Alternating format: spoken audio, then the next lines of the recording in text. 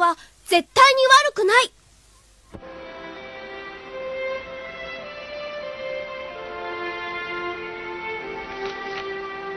Yan, Mami! Ang ganda na itsura ng damit na yan! Maganda nga. Ito pa lang yung paborito. Ang ganda-ganda kasi!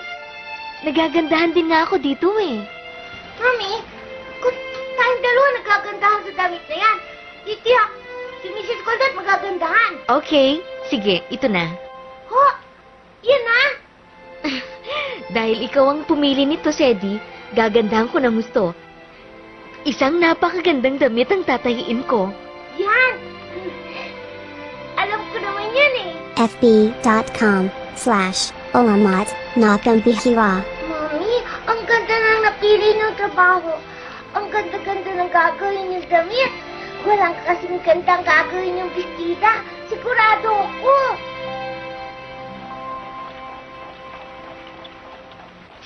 Sedi, nagsimula na palang magtahi ang mami mo. Opo. Gustong-gusto ko nang makita kung anong kalalabasan. Ang laki yata ng tiwala ko sa mami mo na kaya niyang gumawa ng damit na mas maganda kaysa yari sa Fifth Avenue. Tiyak na pagkakaguluhan ng bestidang yon, Cedric. Pagkakaguluhan? Oo. Oh, wow. Ang ganda-ganda ng damit mo. Saan mo pinagawa yung damit mo, ha? Sino ang tumahi niyan para sa'yo?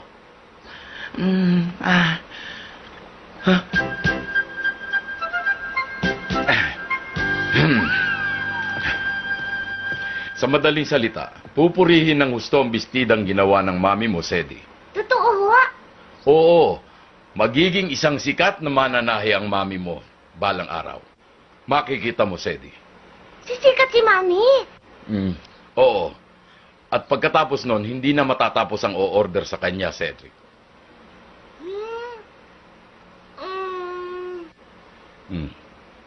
Ayaw mong maniwala? Itaga mo sa bato. Sisikat ang mami mo balang araw, Cedric. Sana nga mangyari yun. Mangyayari, sabi. Magiging sikat ang mami mo. Itaga mo sa bato.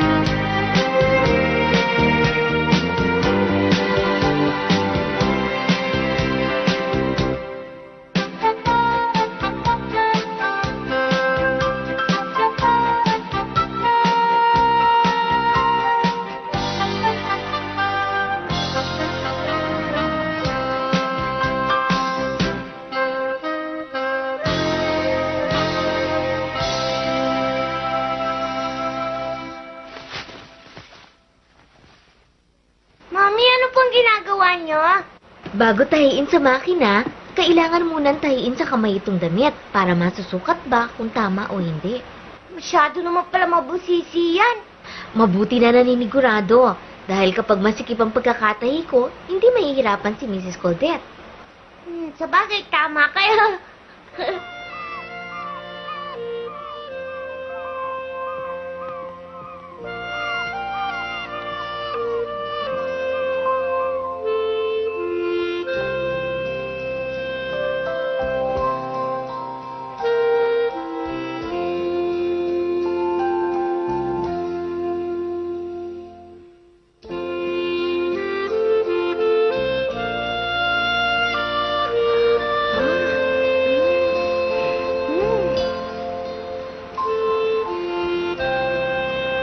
Ano sa tingin ninyo?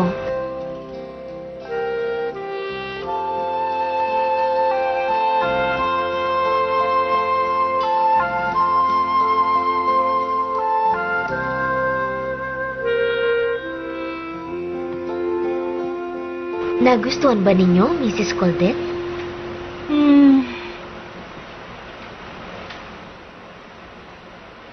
Pwede na, pwede na. Gagamitin po ba ninyo yan sa parting inyong dadaluhan, Mrs. Coltet? Malamang.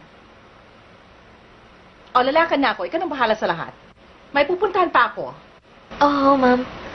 Mrs., kung meron po kayong ipababago, sabihin niyo lamang. Ano ka ba? Sinabi ko lang pwede. Di kung ganun ho, tatapusin ko na ho ang pananahi. Mabuti pa. At siguruhin mo lang na maihatid mo sa akin ang bisitang yan sa takdang araw. Oo, ma'am. Makakaasa kayo.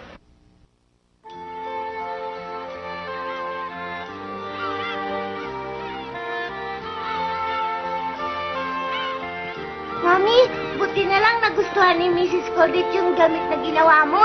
No, Mami? Oo nga. Pero, Sedi, nahirapan ako masyado eh. Pero nagawa niyo namang maganda, Mami. Yun na nga lang, ito anak ko, pinalalakas lagi ang loob ko. Talaga ikaw.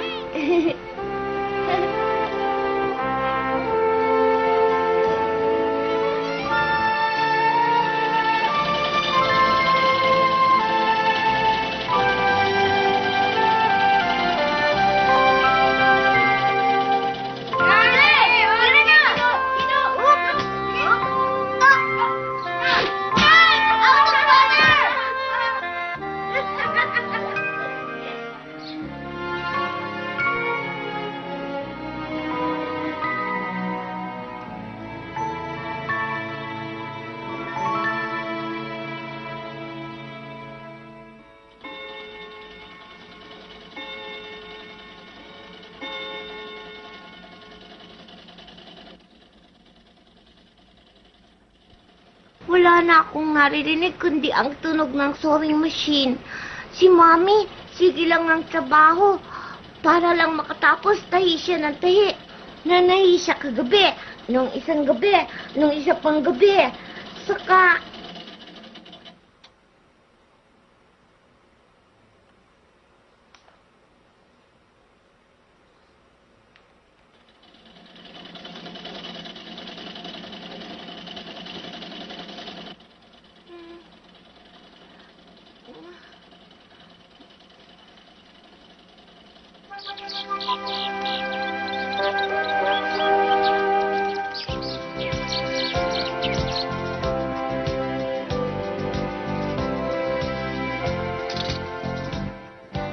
Mami, nagpuyat ba kayo kagabi sa pananahin niyo? Oo, naingayan ka ba kagabi?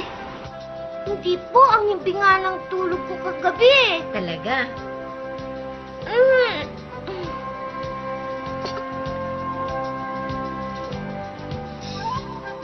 Tapos na ako.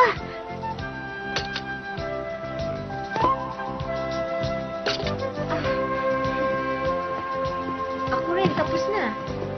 Mami, ako na po ang gagawa niyan. Magpahinga na muna kayo. Sedi, tayong dalawa na lang ang maghugas ng pinagkanan natin. Sige po. Ay!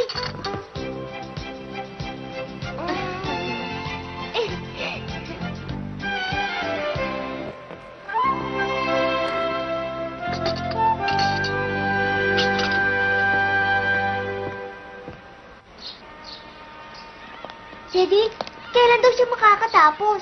Sabi ni Mami, pag diretso at mga 2 o 3 araw daw. Naku, sigurado ang ganda-ganda tayong vestido ng Mami mo.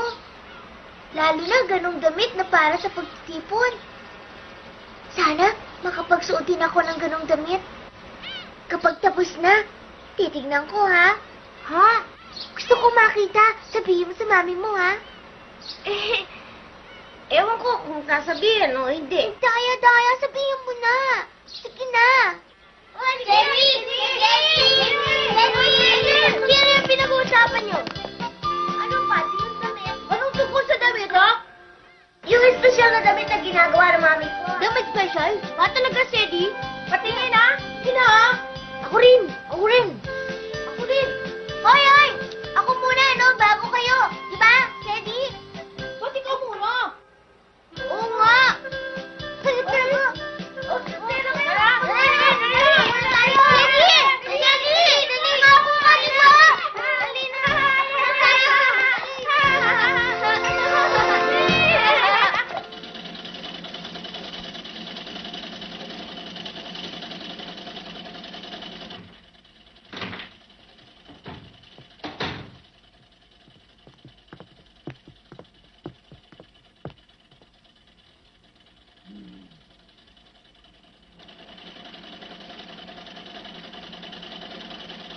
HD encode by Carlalo 16.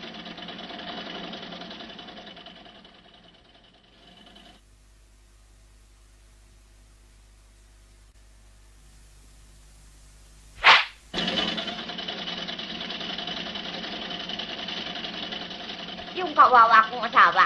Kailangan maaga siyang bumangon, pero lagi kaming puyat. Paano? Sige, anandad na makinang yan. Ako, sobra na. Kawawa naman ang asawa ko. Kahit na kulang sa tulog, kailangan pa rin bumangon. 4 na araw na siyang napupuyat. Eh, kung magkasakit siya, ay, O hindi sige, ba sige. maaari? Ako nang kakausap kay Annie. Patitigilin ko na siya. Talaga, ha, Sarah? Eh, pagsasabihan mo. Oo, sabi eh.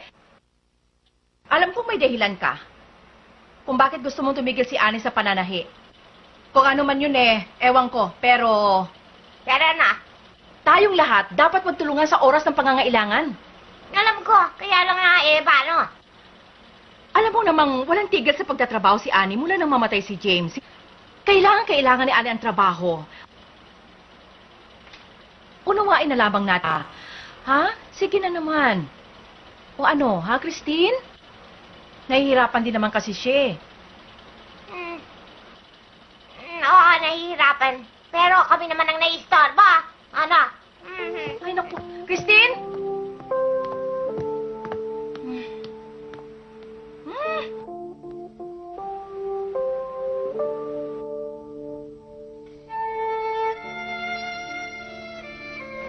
O eto, magkape muna tayo. Ah, salamat, Annie. Pasensya na kayo ha. Ang dami ko na palang naiistorbo. Oh, ito naman. Ano ka ba? Bakit ka naman nagsalita ng ganyan? Ang asikasuhin mo ang pananahi sa bestidong yon. Ako ang bahala sa problema. Salamat, Sarah. Mabuti kang kaibigan. Ang dami ko ng utang na loob sa'yo. Ano bang utang na loob? Ang sabihin mo, pag natapos ang bestidong yun, sulit na ang pagod mo.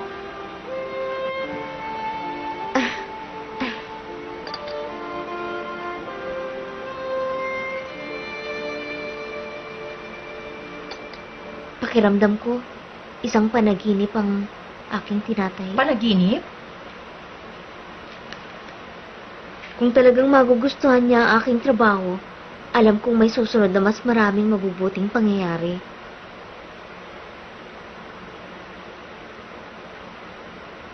At liligaya kaming dalawa ni Sedi.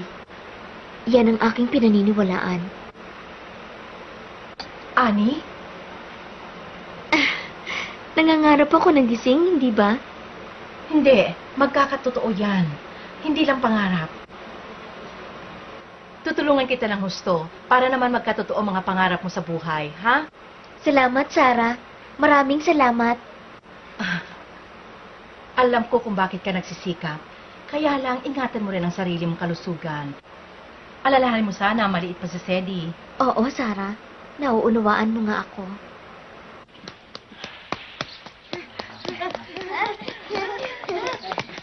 Teka! Sandali lang! Bakit, Catherine? Saan kayo pupunta, Aber? Maglalaro ng baseball? Tama! Baseball? Maglalaro ka pa? Umuwi ka na! Tulungan mo nanay mo! Huh? Maawa ka naman sa mami mo, Sedi. Tulungan mo siya sa mga gawaing bahay. Oh, yun ba dahil lang? Oo nga eh, duda kami sa'yo. Siguro, Catherine, gusto mo lang makita ang bestida ng tinatay na nanay ni Sedi, ano? Tsaka mo na lang tingnan. Dahil-dahil mo naman. May usapan kami maglaro ng baseball eh. Uli ka na, Sedi. Iwan na natin si Catherine dyan. Uli ka na. Baseball! Baseball! Makikita niyo mamaya, mag-home run ako. Baseball! Magstila na kayo! Teddy, umuwi na tayo. Nagkuha kasi ako lang ng panahon sa mga lukulukong yan.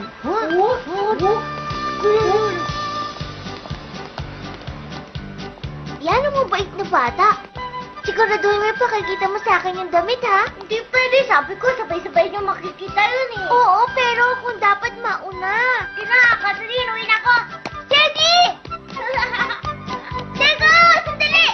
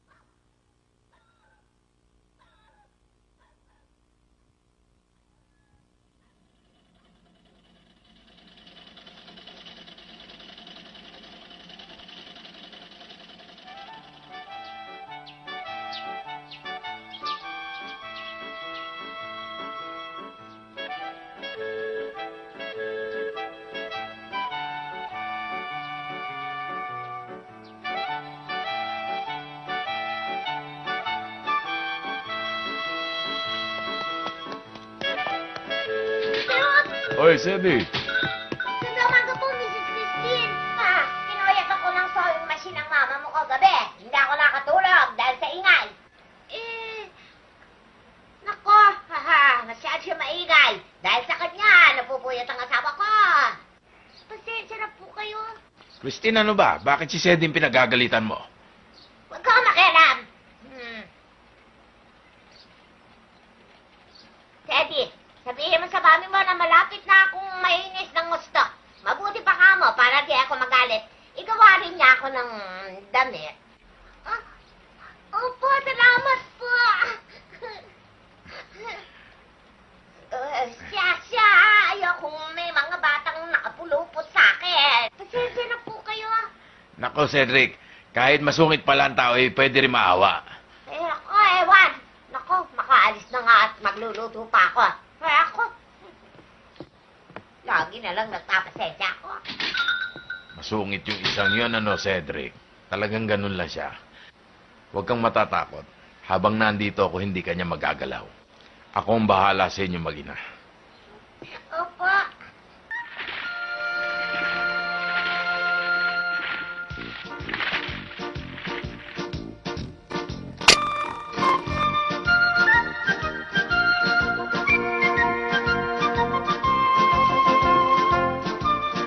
Tapos na rin.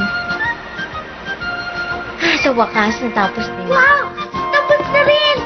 Sa wakas, Sedi. Wow! Ha?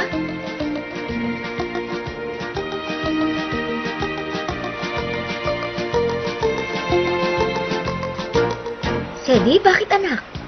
Mami, mukha kay Reyna.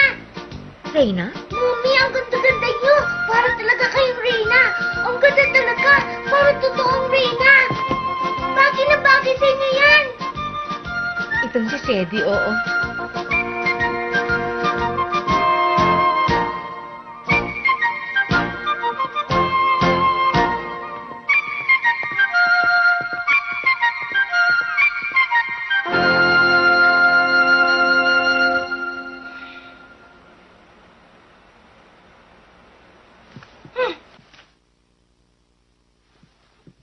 Bagay na bagay sa inyo.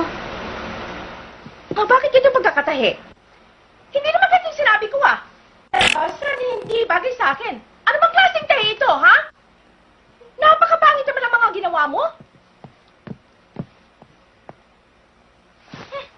Pero sabi kasi ninyo, matapos ninyong isukat, wala nang problema. Pwede na, kaya tinuloy ko ng pagtahi. Aba! Ako pa ngayon na may kasalanan? Kasalanan ko pa? Ha? Naku, hindi naman ho sa ganun.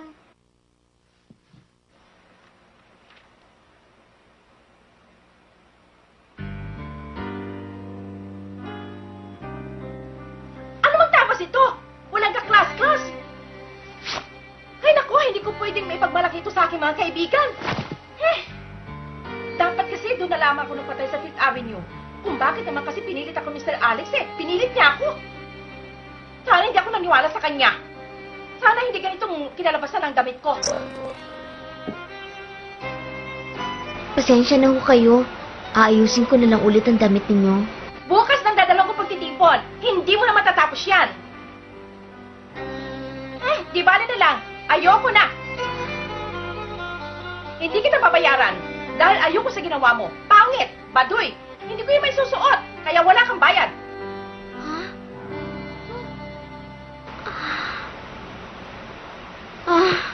Mami!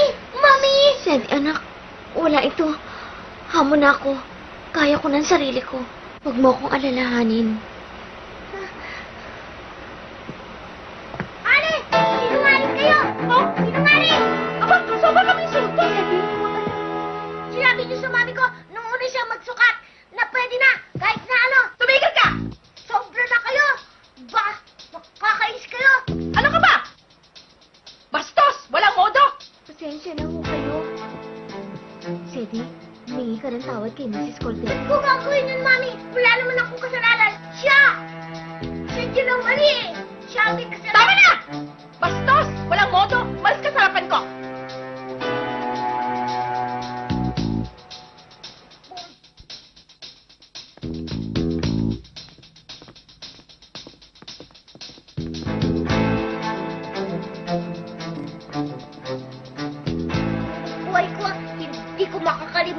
ginawa ni Mrs. Cosette. Hirap na hirap pa naman si Mami at tuwa-tuwa pa siya. Yung pala, ganun lang ang mangyayari. Kawawa naman ang Mami ko. Hindi ako makakapayag na maging kawawa ang Mami ko.